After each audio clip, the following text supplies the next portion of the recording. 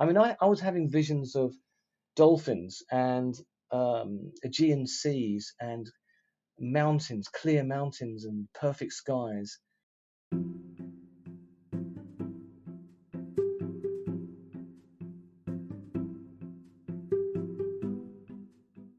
Hello, and welcome to another episode of Live Through That, the companion podcast to my book of the same name, where I look at influential 90s musicians and where they are today.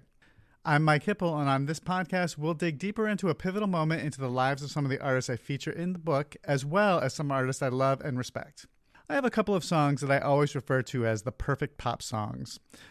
Beautiful Day from U2, Dear God by XTC, Age of Consent by New Order, and Kite by Nick Heyward. Nick was a founding member of the early 80s band Haircut 100, who had hits with classics like Favorite Shirts and Love Plus One.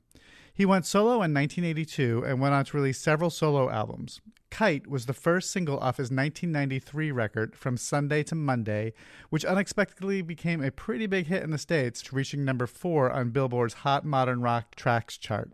It has always been a favorite song of mine, and I was happy when Nick chose to talk about how that song taught him a lesson in letting go.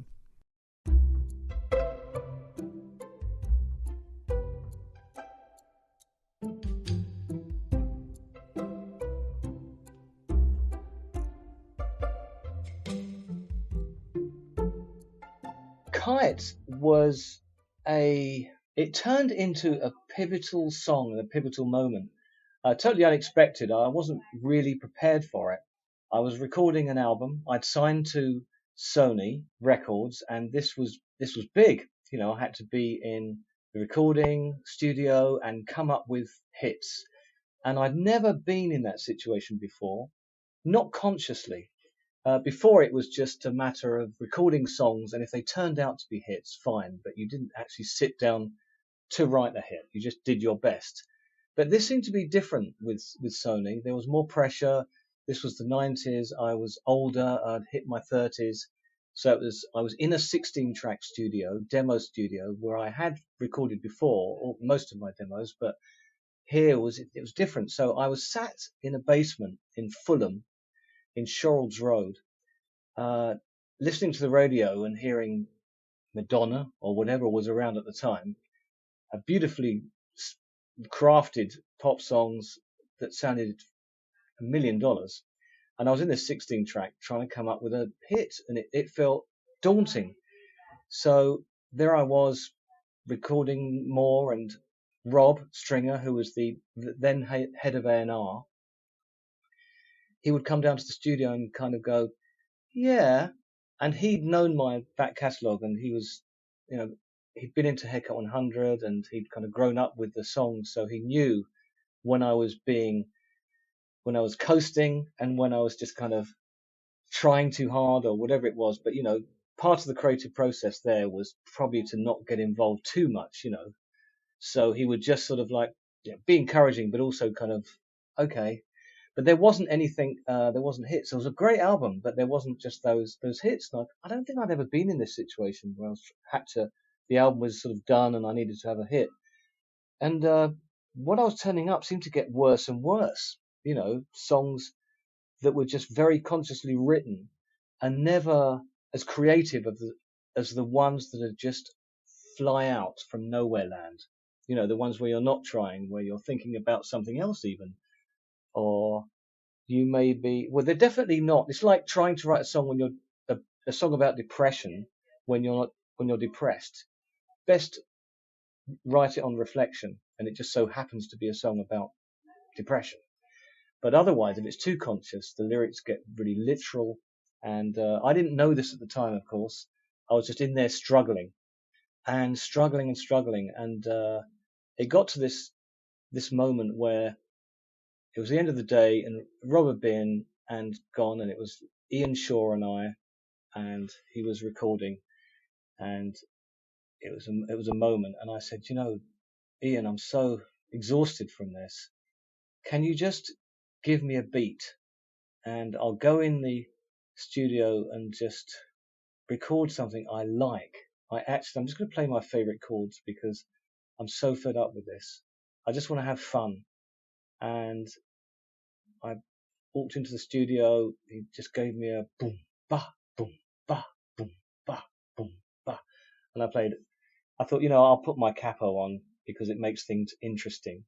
So I played an A minor to C to G to D, which are my favorite chords. They always remind me of Heart on My Sleeve by Gallagher and Lyle. And if you play them kind of so I put the capo up a tone and I just started playing and I thought, I love this. This is nice. And I went and listened to it and I said, that's lovely. And I was in play mode. I was just playing with it. I had no idea. And I don't normally write songs this way at all. They're normally written on an acoustic and singing at the same time, like a songwriter. You sing and then the chords inspire a lyric, and then you say a lyric, and then you get to the sort of chorus bit and you go major, and suddenly it's like, oh, I'm singing Take That Situation and Put It Right. Oh, I don't know why I'm singing that. So I'm in there and I went, I said, I'll put an acoustic, I'll overdub an acoustic over that here. Da da da da da da da da da da da da da da. Oh, that sounds nice. And I thought, that would be nice on the mandolin, I'm sure. And so I said, can you stick that on a cassette? And I put it on in the car and I thought, I love this. This is lovely. Got home and I looked through my little black book that was lying in my little studio room that just had ideas. And there was an idea written down when I was sitting on a barge. In fact, this barge belonged to Pete Townsend from The Who. It was in a studio, and it was kind of like just up from a demo studio. And I remember watching TV there once, and this report came on in the news about in Istanbul, I think it was, in Turkey, if mothers are arrested for drug smuggling, the children go into the prison with them. And I think there was a kid who's gone in with his mum, and I think his mum has passed or something. But anyway, in the prison yard, he just used to fly this kite as a sign of freedom, and it was just, I loved that, and so I just wrote down, don't let them shoot your kite down, and father dear, not having a father, and Life's Like That was from Reader's Digest, and it was just a mishmash of words. I took that book to the studio, and the first thing I did was just walked in and sang over my favorite chords, and it just sang itself. It was like Life's Like That, delicious with claws, you never get the truth, just promises galore, jewel at the heart.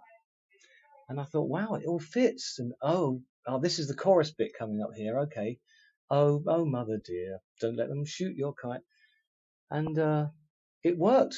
I think it was one take vocal. I think the only line that I didn't have was Another Year Came, Glorious Sun, and the trumpets play line, which just popped in at the end. And it was interesting because I fought somehow for this to be sparse, which I hadn't done. Normally I enjoy the process of baking something and decorating something and making it really perfectly finished, and there it is, cherry on the top, that's it, done. But it was kind of, I just wanted it to be this metronomic beat, and I think we recorded Frank, who played cello on it, who was doing cello on the album, and he just put in a little like dun dun dun dun dun dun dun dun dun. I don't know if that's actually in the right key, but it was just a little line and a few other things, and it was pretty much there. And I thought, I'm not going to play this for Rob because obviously it's not a hit, but I just like it. And in that moment, Rob did come down he loved it. And that was the kind of moment in learning the lesson of, you get what you want when you don't try to get what you want, and in the process of letting go. So I got a glimpse of letting go at that moment.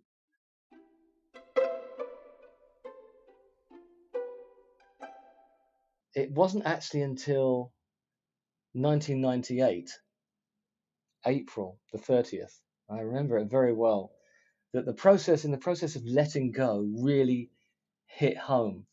It hit me in my kitchen early in the morning when I'd really, really tried. I mean, I was so trying so hard, really hard.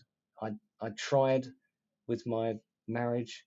I tried with record companies, and in that moment, the marriage had ended, new relationship had ended, the record deal had gone, the publishing deal had gone, everything had gone, and I was in the kitchen in a little terrace cottage across the road from a shop which sold sweets. and and I used to get, and I had tea bags. They used to sell tea bags as well. So I was covered for breakfast, and I was there, and I was pitiful. You know, I was 37, and I, why wasn't it going right? Everything seemed to have gone wrong. It was a series of wrong decisions. It looked like. I was feeling really sorry for myself, really, really sorry. And I had a list of people that I was angry with, you know, that I was blaming. So I was in the plane of pity and blame and martyrdom and all the negative stuff. And up until that point, everything had been consciously, you know, things had come easy, but then they'd just, you know, through the process of trying hard, it's almost repulsive. It's like that aftershave, that fragrance, you know, desperate, not the best fragrance to wear. You know, it might smell good initially, but it's off-putting, really off-putting. So I started to write on a piece of paper. I was writing down, you know, my anger, really, because that's what I used to do. And sometimes it would come out as lyrics, and because I have a process of writing poems to get through anger. You know, when this latest war in Ukraine kicked off, I was writing poems like crazy. You know, sarcastic poems, sort of John Lennon style poems, of not really poems, it's just raw kind of anger, and you know, through some kind of strange cleverness that you think is just sarcasm, really raw sarcasm.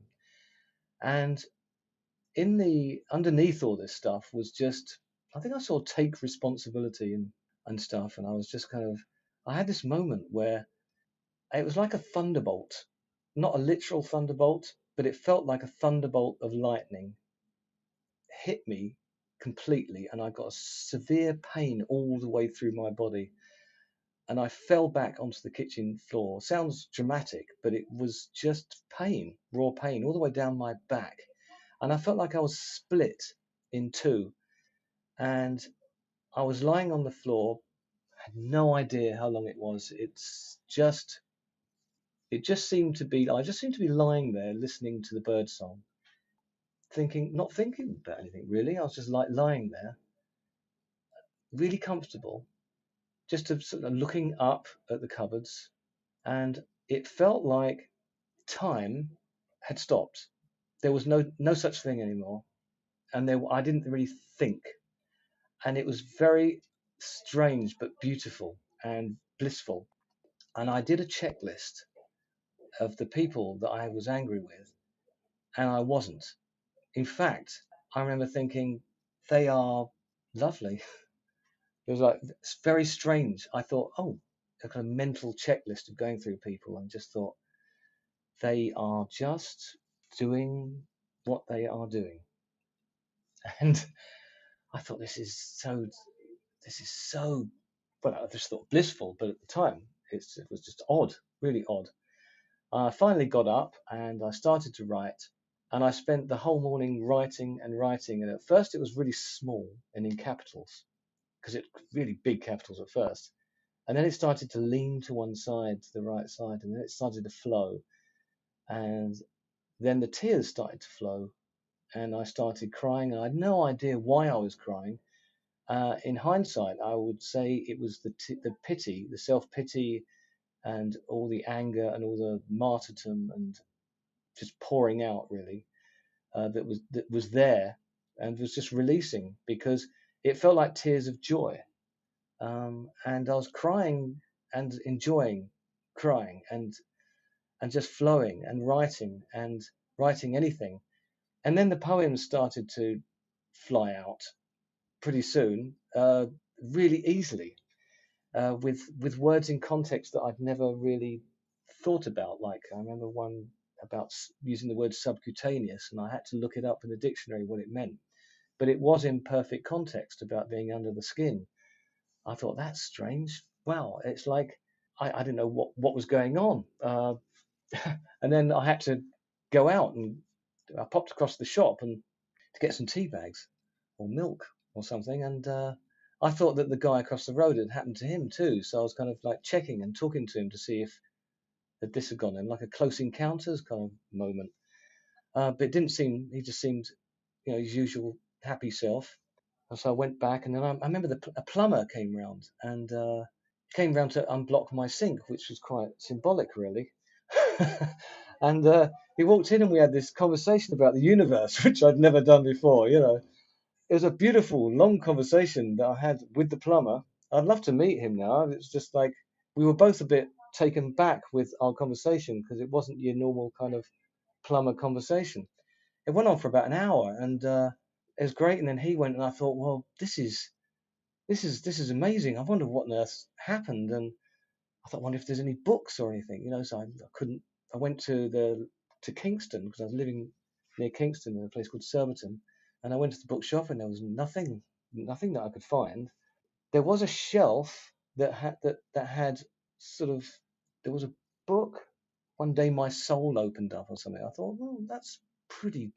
I don't feel like there's no kind of connection with soul, or I didn't feel like this was anything religious at all in any kind of way. It wasn't connected. This was, I mean, I was having visions of dolphins and Aegean seas and mountains, clear mountains and perfect skies and beautiful wild landscapes.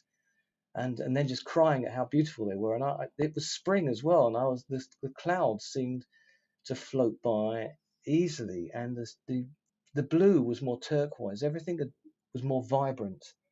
Everything was vibrant, and I couldn't stop crying at people. Somebody would say something, I'd find it incredibly moving, and it might have just been something like "turn right there," but everything had meaning all of a sudden. And I was walking around in this state of bliss. I loved driving, and I loved being in Kingston, which I'd never done. I'd always not liked going into town. And here I was walking around Kingston shopping centre, kind of smiling at people and just loving a shopping centre deeply. And I thought, well, this is going to go, obviously. This won't be here tomorrow. This is just something that's just happened. And I didn't think about the career that had ended and the no record deal and the no marriage and the no thing. I just remember thinking, it is kind of just happened. Okay, didn't even think about it really. And if I did, I'd probably just cry a bit. So it was just in a kind of lovely way, thinking it was some kind of like kind little puppy at the shop that needed its head patting or something, or its tummy stroked, which was so strange to me because it had gone from wanting to rip people's heads off only hours before and hating people to, it wasn't from hate to love. It was just kind of from this just new love was born. I was going with it. I was swimming along with it, allowing it to happen and just enjoying it, but didn't think it would be there the next day. And I went to sleep in this blissful state in a bed that I disliked because I was on my own, and I'd feared being on my own, and here I was on my own. I always feared loneliness, but now it was solitude, and it was the most beautiful solitude, wondrous solitude. And I fell asleep, and I woke up 6 o'clock on the dot, bang, and there it was. It was just right there again. I thought, it hasn't gone. It's still here. It is still here. Wow. I didn't know what on earth to do with it, though. It was just flying. So I feel like Kite was a glimpse of it, which was this timeless realm, and it's still here. I can have awful things happen, but it is always like the deep peace that is in there, in here, that lies within.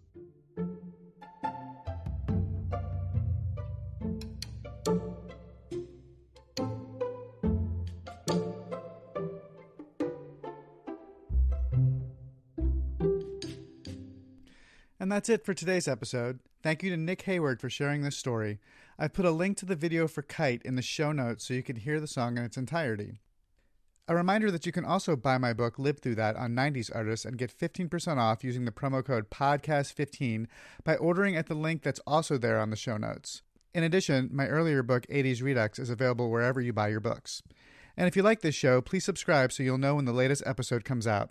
You can also follow me on Twitter and Facebook at Mike Hipple Photo, all one word. Thanks for listening.